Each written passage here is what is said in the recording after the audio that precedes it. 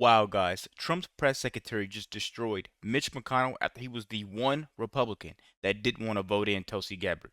You guys got to check this betrayal out. But before that, I need you guys to hit the subscribe button so you don't miss none of the latest videos that I post. Let's get right to it. Pointed out in your statement regarding the confirmation of Tulsi Gabbard, there was one Republican who voted against the nomination of Tulsi Gabbard. It was Senator Mitch McConnell. Similarly, how does the administration view Senator McConnell? Can he be a partner in the president's legislative agenda? Are you disappointed that he voted against not only Tulsi Gabbard, but also Pete Hegseth to be the defense secretary? I think we're greatly disappointed in any Republican who chooses willfully to vote against the president's exceptionally qualified cabinet nominees and picks to lead his America First administration. Not a single Democrat swayed from voting against President Biden's nominees, and we know how many of them turned out. They turned out to be atrocious at their jobs, leaving America much worse than they were when they took the oath of office. And so I've said it repeatedly from this podium. I addressed it at the beginning of my remarks. We expect all Republicans to vote, to stay tough and strong, vote for President Trump's nominees so we can get to work and continue to work very hard to implement this president's agenda. Yes. Thank you. Before we continue, guys, let me give you my intake on Mitch McConnell. He's the guy that got rich, supporting Big Pharma, and he's the reason, and Nancy Pelosi is the reason why we need age limits and term limits and a lot of investigation. Let's keep going, guys. Caroline, does Elon Musk have power of the presidency? Absolutely not. No. Right. That's a ridiculous question.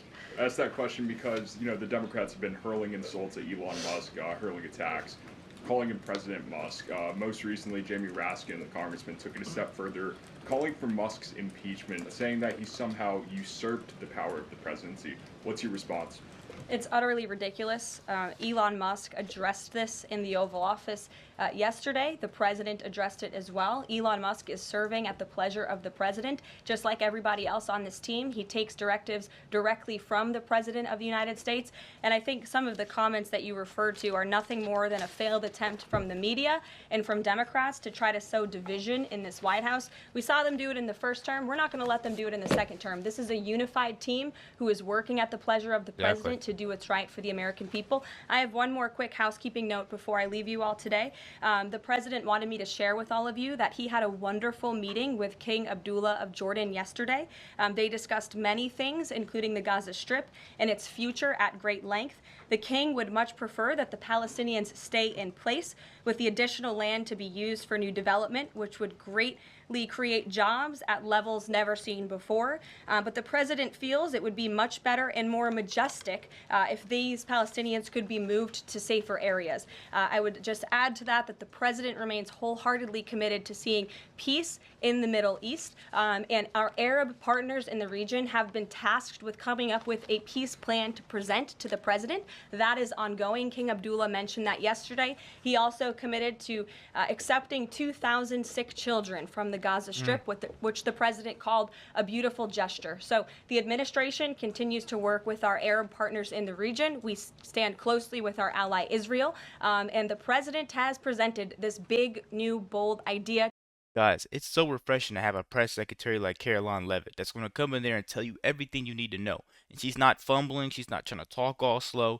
She's making sure you absorb in all this information. I love the way she articulates herself. I believe Trump has a really good cabinet pick right here with her. Let's keep going. To secure peace in the Middle East, and he is not going to waver from that. And we look forward to seeing that goal of this administration achieved as well. Jordan. Thanks, Caroline.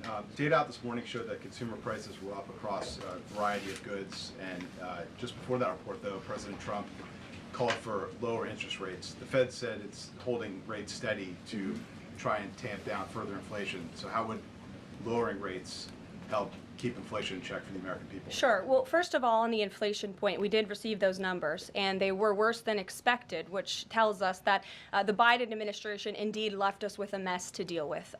It's far worse than I think anybody anticipated, because unfortunately the previous administration was not transparent in where the economy truly was. We know people at this very podium told the American people that inflation was transitory and that it would go away. That was not the case. And now the last report of the Biden administration, as revealed today, shows that inflation is still about 4.5% higher over the past 3 months. This is an indictment on the Biden administration's mismanagement of the inflation crisis and their lack of transparency in addressing it.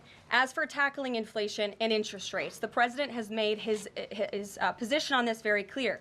He wants interest rates to be lower, he wants inflation to be lower, and he believes that the whole of government economic approach that this administration is taking will result in lower inflation. I have said that from this podium many times. The president had record low interest rates and inflation rates in his first term. He believes that the economy can handle it and withstand it. And we're doing a lot to tackle the inflation effort on this front. It's a whole of government economic approach, and I've talked about what we're doing to tackle inflation quite a few times from this podium. What about the reciprocal tariffs? That's going to come before Prime Minister Modi's visit tomorrow. I do believe it will come before the Prime Minister's visit tomorrow, and I will let the President discuss the details on the reciprocal tariff front. But this is something he believes strongly in, and it's very simple logic as to why the President wants to impose reciprocal tariffs. It's the golden rule, which we all learned when we were growing up in school. Treat others the way you want to be treated, and far too many nations around this world have been ripping off the United States of America for far too long, and that's why the President believes this will be a great policy that will benefit American workers and improve our national security.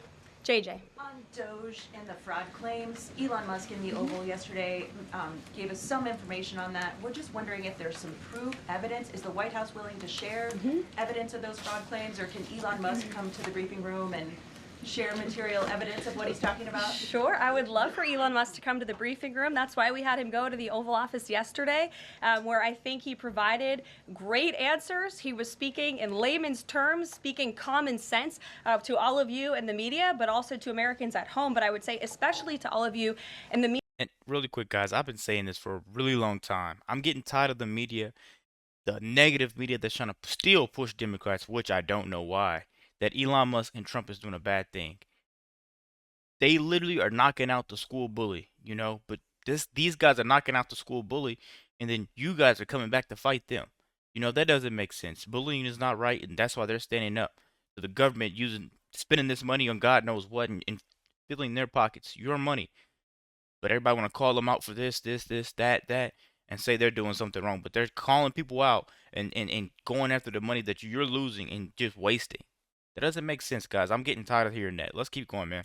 Media, because I think it's a real fallacy that there's this alleged lack of transparency when it comes to DOGE. President Trump and Elon Musk have been incredibly transparent on what DOGE is doing. There is an X account with the DOGE handle. They are tweeting out what they are doing on a daily basis. They have a website where they are posting the receipts of the contracts that they are reviewing and the payments that they have stopped from going out the door. The secretaries of our departments have stopped from going out the door. And I would also say that before it was Elon Musk making our government efficient and accountable, it was some unnamed bureaucrat that none of you knew. Elon Musk is the richest man in the world. He's also now one of the most highly scrutinized men in the world alongside President Trump because of what he's doing and the access that he is allowing. So there's great transparency. As for the actual receipts, we are happy to provide them, and I actually brought some today because all of you know I love to bring the receipts. We have contracts upon contracts that we can send and provide this information to you. Let me be very clear. We are not trying to hide anything. We have been incredibly transparent, and we will continue to be.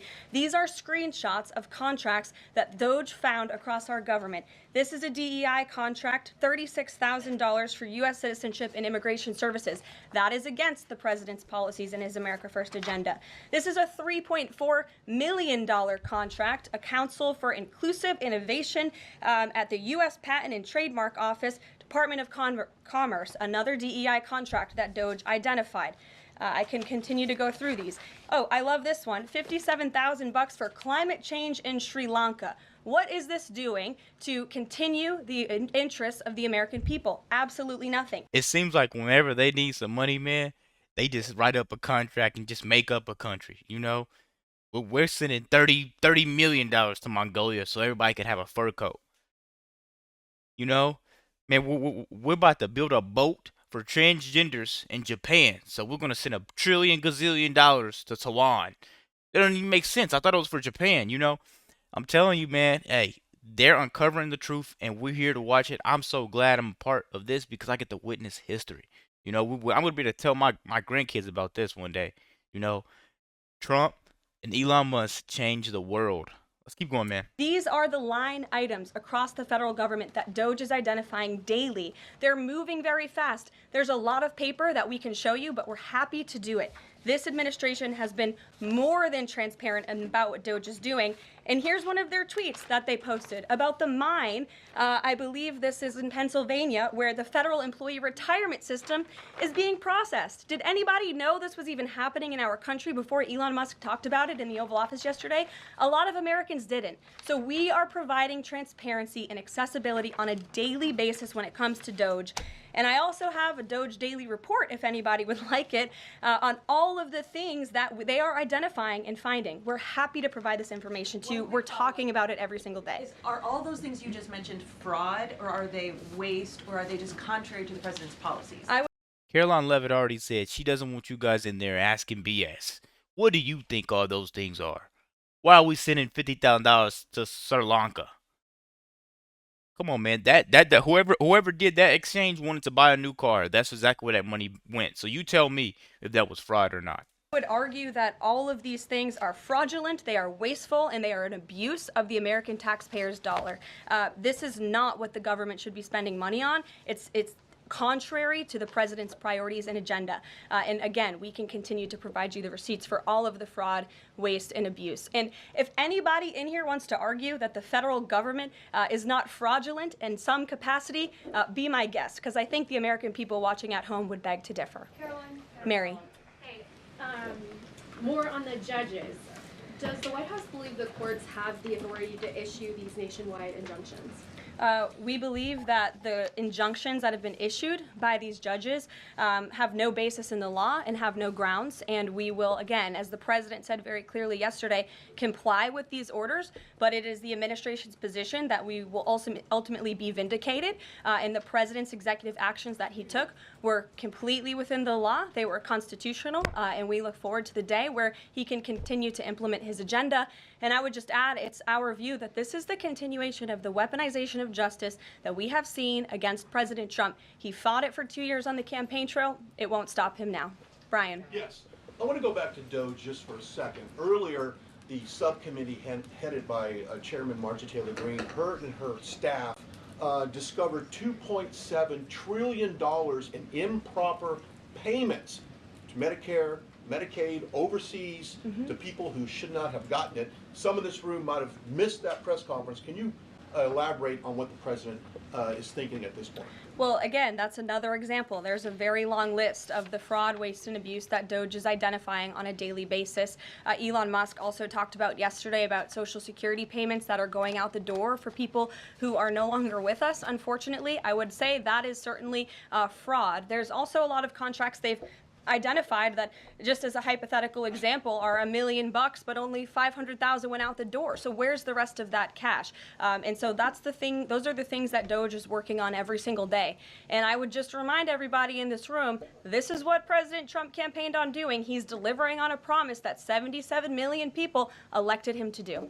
James. Thank you very much, Caroline. Two foreign policy questions, if I may. Sure.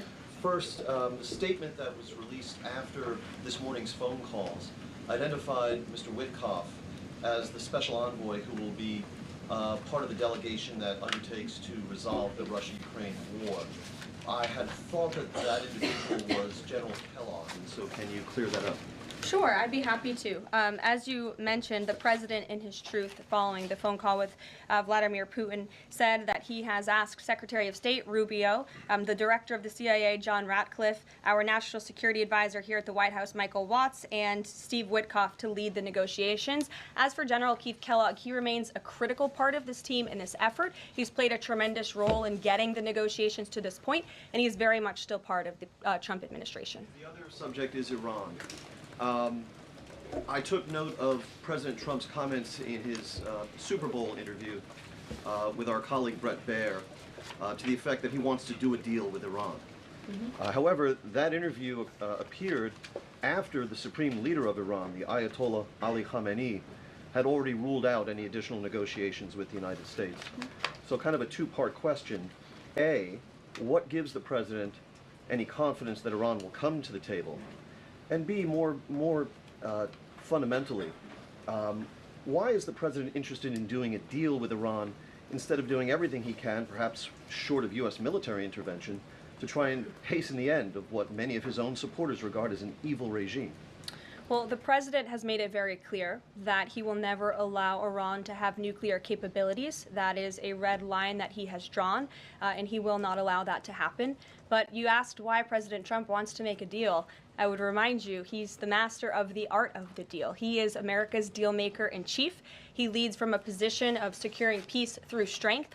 And I think time and time again already, in just 4 weeks, we have seen the president being able to negotiate successful deals with our partners, our adversaries all around this world. The release of Mark Fogel just last night is something that I think speaks to the president's deal-making ability. This is something that the Biden administration allegedly tried to do for 3.5 years. I know you're just like me. You're proud and you're happy to have Caroline Levitt in there. You know, she's going to brief you guys. She's going to tell you guys everything you need to know. She's going to tell you guys everything that is going on and everything that they're trying to hide from you.